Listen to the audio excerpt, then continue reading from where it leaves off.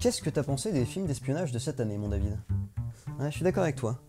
C'est assez pauvre, parce que les papis se sont très mal débrouillés, et les petits nouveaux leur ont donné une fessée, mais la fessée sévère, hein, ce que j'aime me prendre par ma copine, c'est pour vous dire, vraiment, quelque chose de gênant. Oui, parce que 007 Spectre était quand même très décevant, vous allez voir que Jason Bourne l'est tout autant, et qu'à côté, on avait Man from U.N.C.L.E. qui était très sympathique, et surtout Kingsman, que je vous invite à louer en VHS au vidéoclub du coin, ou à télécharger si vous êtes un petit peu plus jeune, parce que ça c'était de la bombe. Mais c'est pas le cas de Jason Bourne dont je vous parle aujourd'hui, en 180 secondes. Jason Bourne, ou comme j'ai envie de l'appeler, Jason Bourne, ou la facilité narrative dans la peau. Sorti le 10 août 2016, réalisé par Paul Greengrass, Jason Bourne sur les traces de son passé, encore, et de nouveau confronté à la CIA, encore, qui essaye de le faire taire, encore. Alors, Jason Bourne, c'est la preuve du manque d'inspiration, mais alors total de Hollywood. Ils ont laissé tomber d'essayer de chercher des nouvelles idées, ils se sont dit, viens on refait un autre Jason Bourne. Tu le sais mon bonhomme que Bourne Legacy ça n'a pas marché?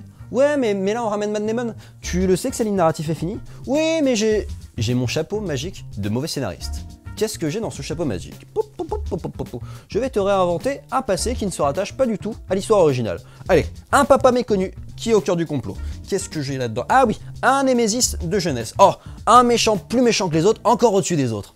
Pitié les mecs, pitié, réinventez-vous. C'en est gênant tellement ça essaye péniblement de lier les wagons alors que ça veut pas se lier. Vraiment, non, c'est pas possible.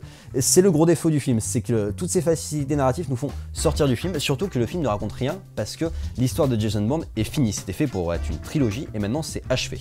Dans les autres défauts, on a des personnages qui sont pas attachants pour un sou parce qu'ils sont pas humains. C'est une espèce de machine du scénar. Ils sont que dans le verbal et jamais dans l'émotionnel. Alors, je veux bien qu'il soit de la CIA, mais par exemple pour Matt Damon, là il est sorti de toute cette histoire-là, il devrait être un petit peu plus dans l'émotion. Et nous, en tant que spectateurs, on a beaucoup de mal à s'attacher à ces personnages qui sont du coup pas attachants pour un sou, quoi.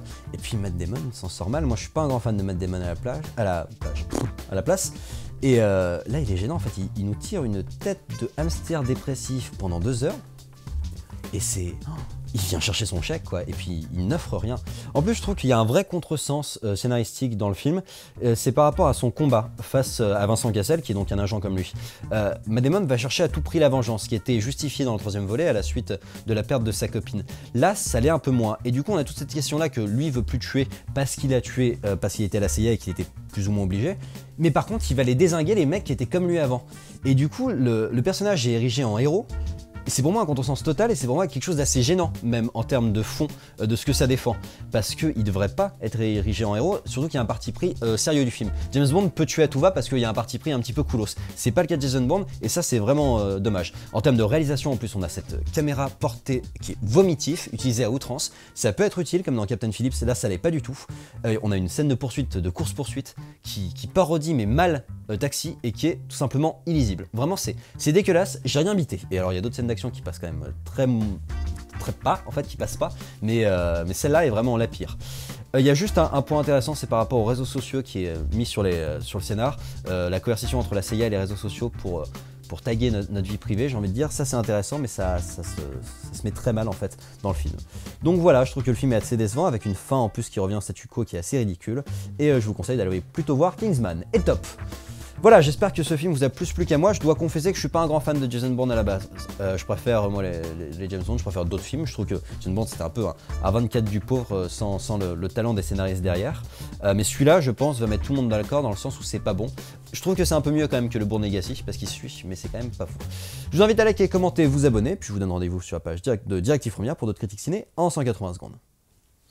Ouais, j'ai un petit peu bafouillé, mon David. Ça va pas bien en ce moment.